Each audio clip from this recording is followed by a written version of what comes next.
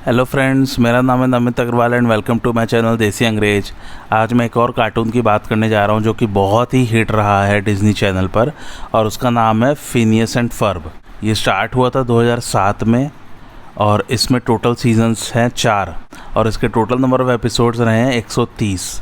और मेरा रिकमेंडेशन इसके लिए मस्ट वॉच है। बहुत ही बढ़िया कार्टून सीरीज़ है। और इससे पहले कि मैं रिव्यू शुरू करूं, आप लोग जल्दी से मेरे चैनल को सब्सक्राइब कर लीजिए ताकि आपको और भी टीवी सीरीज़ के रिव्यू के नोटिफिकेशन मिल सकें। डिस्क्रिप्शन की बात करता हूं। इसमें 2 बंदे हैं जिनके नाम है फिनियस फ्लिन और फर्ब फ्लेचर, जो कि अपने घर के बैकयार्ड में आए दिन नए नए इन्वेंशंस करते रहते हैं। इन दोनों की बड़ी बहन इस बात की हमेशा कंप्लेंट करती रहती है अपनी मम्मी को। और दूसरी तरफ फिनियस और फर्ब का एक पालतू जानवर है जिसका नाम है पेरी, और वो एक सीक्रेट एजेंट है। तो आइए और बात करते हैं इस कार्टून सीरीज़ के बारे में। ये सीरीज़ दिखाया गया था 2007 से 2013 के बीच में। इसकी कहानी कुछ ऐसी है। फिनियस और फर्ब इसमें भाई दिखाए गए हैं, मगर सौतेले भाई। दोनों की उम्र 8 से 10 साल के बीच की है। फिनियस की बड़ी बहन का नाम है कैंडिस। तो इसमें कुछ ऐसी स्टोरी लाइन चलती है हर एपिसोड में। गर्मी की छुट्टियों में फिनियस और फर्ब अपने घर के बैकयार्ड में कुछ ना कुछ इन्वेंट करते रहते हैं, और इन दोनों के इन्वेंशन हमेशा ग्रैंड ही होते हैं। ग्रैंड किस कंटेक्स्ट में कह रहा हूँ मैं, कि ये दोनों इन्वेंशन तो करते ही हैं लेकिन कुछ बड़ा सा इन्वेंशन करते हैं। और बड़े से का मतलब है लिटरल यहाँ पर। जी हाँ, दोनों भाई मिलके कुछ बहुत ही बड़े से प्रोजेक्ट या इन्वेंशन का कंस्ट्रक्शन करते हैं। और ये देख के इनकी बड़ी बहन को बहुत गुस्सा आता है, जैसे कि आप और हमारे सभी भाई बहन होते ही हैं। तो वो तुरंत अपनी मॉम के पास जाकर इन दोनों की शिकायत करती रहती है कि देखो मम्मा, फिनियस और फर्ब क्या मस्ती कर रहे हैं। वो उन दोनों को रंगे हाथों पकड़वाना चाहती है, लेकिन हमेशा ही कैंडिस अपने दोनों भाइयों को पकड़वाने में फेल हो जाती है। अच्छा, इसमें फिनियस और फर्ब का एक पेट है जो कि एक प्लेटिपस है। प्लेटिपस एक तरह का जानवर है जिसकी चोंच बत्तख जैसी होती है, और ये ऑस्ट्रेलिया में पाया जाता है। इसका शरीर लेकिन एक नेवले जैसा होता है।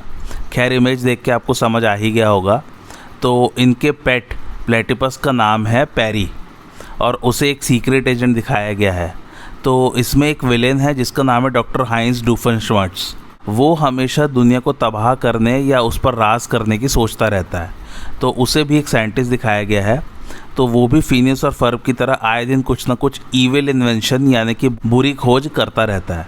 तो उसको रोकता है एजेंट पेरी, यानी कि फिनियस और फर्ब का पेट।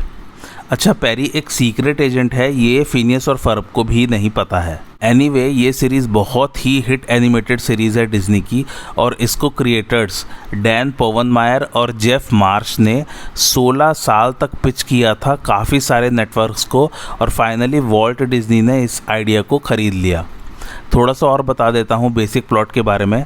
फिनियस और फर्ब अपनी फैमिली के साथ रहते हैं डैनविल शहर में, न्यूयॉर्क शहर के पास। और इन लोग की समर वैकेशन लगभग 3 से 3.5 महीने की रहती है। और ये लोग जो अपने ग्रैंड प्रोजेक्ट्स बनाते हैं वो असल ज़िंदगी के हिसाब से बहुत ही अनरियलिस्टिक और मेगा प्रोजेक्ट्स होते हैं। और वो भी 10 साल के बच्चे बनाए, वो तो बिल्कुल ही काल्पनिक है। दूसरी बात, इनके इन्वेंशंस या उनका कंस्ट्रक्शन बहुत ही ख़तरनाक होता है, क्योंकि इनमें अगर कुछ गलती हुई तो किसी की जान भी जा सकती है। तो आप समझ ही लीजिए, कार्टून है, जो मन में आए दिखाओ। एनीवे, इसमें पालतू प्लेटिपस का एजेंट वाला नाम है एजेंट पी, और वो एक ऑल एनिमल गवर्नमेंट ऑर्गेनाइजेशन के लिए काम करता है जिसका नाम है OWCA, और इसका फुल फॉर्म है organisation without a cool acronym. मस्त आयरॉनिक नाम है। एनीवे, तो इसमें एक साथ ये 2 प्लॉट्स चलते हैं। एक तो फिनियस और फर्ब का इन्वेंशन और उनकी मस्ती, उधर एजेंट पी का विलेन डॉक्टर हाइंस डूफेनश्मर्ट्ज़ को हराना। लेकिन आखिरी में हमेशा ही कुछ ऐसा होता है कि दोनों प्लॉट्स इंटरसेक्ट हो जाते हैं और फिनियस और फर्ब का इन्वेंशन डिस्ट्रॉय हो जाता है। और इससे पहले कि कैंडिस अपने भाइयों को पकड़वा पाए, जब भी उनकी मम्मी देखने आती है कैंडिस के साथ बैकयार्ड में, कुछ भी नहीं मिलता है और कैंडिस फ्रस्ट्रेट हो जाती है। और वो यही सोचती रह जाती है कि इतनी जल्दी फिनियस और फर्ब ने इतने बड़े प्रोजेक्ट को छुपाया कैसे। उधर डॉक्टर हाइंस के ईविल प्लान्स को हमेशा एजेंट पी पूरा नहीं होने देता है। तो बस यही है इस सीरीज़ का बेसिक प्रेमिस। कैरेक्टर्स के बारे में बात की जाए तो क्रिएटर्स का कहना है कि इसमें उन्होंने जानबूझकर स्टेप ब्रदर्स और सेकंड मैरिज वाली फैमिली दिखाई है, क्योंकि अमेरिका में ऐसी फैमिलीज़ बहुत कॉमन है, जैसे कि हस्बैंड या वाइफ के पहले शादी से एक बच्चा होता है, लेकिन फिर वो लोग जब दूसरी शादी कर लेते हैं तो अपने बच्चों के साथ ही रहते हैं। ऐसी फैमिलीज़ को ब्लेंडेड फैमिली कहते हैं अमेरिका में। तो क्रिएटर्स ऐसी फैमिली दिखाना चाहते थे, क्योंकि अब तक किसी भी एनिमेटेड शो में ऐसी फैमिली का कंसेप्ट अब तक एक्सप्लोर नहीं किया गया था। सिमिलरली जो फिनियस और फर्ब का पालतू जानवर इसमें दिखाया गया है, वो क्रिएटर्स ने जानबूझकर ऐसा चूज़ किया जिसे देख के बच्चे अपने घर वालों से ना बोल सकें कि ऐसा पेट हमें खरीदवाओ, क्योंकि प्लेटिपस किसी भी पेट स्टोर पर नहीं बिकता है। ऊपर से क्रिएटर्स को एक फ्रीडम मिल जाती थी प्लेटिपस के साथ कुछ भी दिखाने की, क्योंकि ज़्यादातर लोग जानते ही नहीं हैं कि प्लेटिपस कैसा जानवर होता है। एक और बात थी जिसके कारण प्लेटिपस चूज़ किया था क्रिएटर्स ने, क्योंकि वो चाहते थे कि अगर कभी भी प्लेटिपस का जिक्र कहीं भी हुआ तो एजेंट पी का कैरेक्टर दिमाग में आना चाहिए। जैसे कि आज अगर ओगर की बात होती है तो सबके दिमाग में सबसे पहला कैरेक्टर श्रेक ही आता है।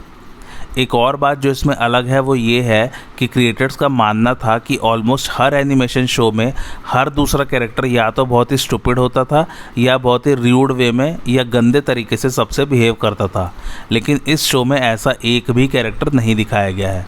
ये सीरीज़ ऑलमोस्ट डैन पोवनमायर के बचपन से इंस्पायर्ड है, क्योंकि जब गर्मी की छुट्टियां होती थी तो डैन पोवनमायर बताते हैं कि बचपन में उनकी मॉम उनसे कहती थी कि तुम्हें एक भी दिन समर वैकेशन का वेस्ट नहीं करना चाहिए, बल्कि कुछ ना कुछ करते रहना चाहिए और उससे कुछ सीखते रहना चाहिए। डैन का रुझान आर्ट साइड में बहुत था। डैन ने बड़े होकर सबसे पहले फैमिली गाय नाम की एनिमेशन सीरीज़ पर काम किया था। फैमिली गाय आज भी चल रहा है और उसमें बहुत ही नॉन वेज या वल्गर ह्यूमर रहता है। और डैन ने निकोलोडियन के एनिमेशन सीरीज़ स्पॉन्ज बॉब स्क्वायरपैंट्स पर भी काम किया था। उस दौरान वो हर नेटवर्क को फिनियस और फर्ब की सीरीज़ पिच करते रहते थे, लेकिन सभी नेटवर्क्स उन्हें मना कर देते थे। उन्होंने cartoon network, Fox kids, Nickelodeon, Disney वगैरह वगैरह बहुत सारे बच्चों के शोज़ वाले नेटवर्क्स को अपना आइडिया पिच किया था, बट नो रिज़ल्ट। डिज्नी ने भी पहली बार में मना कर दिया था, लेकिन फाइनली 16 साल तक पिच करने के बाद वो फिर डिज्नी के पास गए आइडिया लेके। तब उनके आइडिया को डिज्नी ने कहा कि सोचेंगे। डैन को लगा कि कुछ नहीं होने वाला है, ऐसे ही मुझे टाल रहे हैं, लेकिन फिर डिज्नी ने जब आइडिया एक्सेप्ट कर लिया तो डैन बहुत हैरान थे और डिज्नी ने कहा कि क्या आप एक एपिसोड 11 मिनट में ख़त्म कर सकते हैं, और डैन ने वो करके दिखाया। अब आप खुद ही सोचिए, जो मैंने आपको बेसिक प्रेमिस बताया इतना लंबा चौड़ा, वो सिर्फ 11 मिनट में दिखाया जाता था। यही है कला। एनीवे, फिर डिज्नी ने कहा कि क्या आप इसे 26 एपिसोड्स के लिए कर सकते हैं, और पहला सीज़न इस प्रकार तैयार हो गया। हर मिनट का यूटिलाइजेशन है इस सीरीज़ में। डैन ने पहले फैमिली गाय जैसे शो पर काम किया था जिसमें बहुत गालियाँ और वल्गर जोक्स रहते थे, तो डैन को डाउट था कि डिज्नी वाले उनके शो के लिए हाँ बोलेंगे या नहीं, बट डिज्नी ने हाँ बोल दिया। इस शो में लेकिन ऐसा कुछ भी नहीं है, टोटली क्लीन शो है ये। अच्छा, इस शो में फिनियस और फर्ब के और भी फ्रेंड्स उनके साथ खेलने आते हैं, और इसमें कैंडेस हमेशा एक लड़के को पटाने की कोशिश करती रहती है जिसका नाम है जेरेमी। इसकी एक बड़ी अजीब सी मगर ख़ास बात भी कह सकते हैं वो मुझे ये लगी कि सारे कैरेक्टर्स के डिज़ाइनिंग में कोई ना कोई जियोमेट्रिक शेप यूज़ किया गया है, लेकिन सभी कैरेक्टर्स बड़े गज़ब के दिखते हैं। जैसे ट्रायंगल्स का बहुत यूज़ हुआ है इस सीरीज़ में। और हाँ, हर एपिसोड में एक ना एक गाना होता है, तो ये शो म्यूज़िकल भी है। बहुत छोटा सा गाना होता है बट मस्त होता है।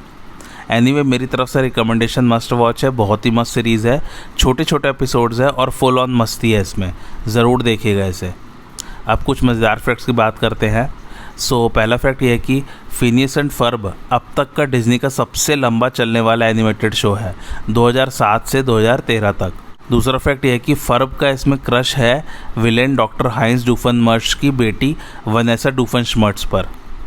तीसरा फैक्ट ये है कि फर्ब के डायलॉग्स इसमें ऑलमोस्ट ना के बराबर हैं, लेकिन वो गाना बहुत अच्छा गाता है। इसी कारण से फर्ब को जिन्होंने आवाज़ दी है वो इंग्लैंड में रहते थे, तो जब भी किसी एपिसोड में फर्ब का गाना रिकॉर्ड होना होता था तो वो गाना यूके में रिकॉर्ड करके यूएस में भेज देते थे। चौथा फैक्ट ये कि तो जैसा मैंने बताया कि ये शो डैनविल नाम के शहर में स्थित है और ये आता है जेफरसन काउंटी में। सो एक्चुअली जगह के नाम क्रिएटर्स के नाम पर रखे गए हैं। डैनविल है डैन पोवनमायर के नाम पर, और जेफरसन काउंटी है जेफ मार्च के नाम पर। पांचवा फैक्ट ये कि ऐसा हिंट किया गया है शो में कि डॉक्टर डूफेनशमर्ट्स जर्मन है, क्योंकि डूफ एक जर्मन वर्ड है और उसका इंग्लिश में मीनिंग है स्टूपिड, और डूफेनशमर्ट्स का मतलब है इंग्लिश में स्टूपिड पेन। छठा फैक्ट यह कि सिर्फ पैरी ही ऐसा कैरेक्टर है जो हर एपिसोड में आया है। सातवां और आखिरी फैक्ट यह कि एक थ्योरी वैसे इसमें ये है कि शायद डॉक्टर डूफेनशमर्ट्स कैंडेस और फिनियस के फादर हैं। जब आप ये सीरीज़ देखेंगे ना तो आपको भी थोड़ा थोड़ा समझ में आएगा। वैसे पूरी सीरीज़ में कैंडेस और फिनियस के फादर को नहीं दिखाया गया है। सिमिलरली फर्ब की माँ को भी इसमें नहीं दिखाया गया है। IMDb रेटिंग की बात करूँ तो 8.1 है, जिसे रेट किया लगभग 52,000 लोगों ने। काफ़ी अच्छी रेटिंग है और मेरा रिकमेंडेशन मैंने बता ही दिया है, मस्ट वॉच है। काफ़ी यूनिक कंसेप्ट है इस सीरीज़ का और बहुत ही कॉमेडी चलती रहती है और बहुत ही मस्त प्लॉट रहता है हर एपिसोड का। आपको आज का रिव्यू कैसा लगा मुझे कमेंट करके ज़रूर बताइए, और मेरे चैनल देसी अंग्रेज को लाइक शेयर और सब्सक्राइब ज़रूर कीजिए। Thanks for watching.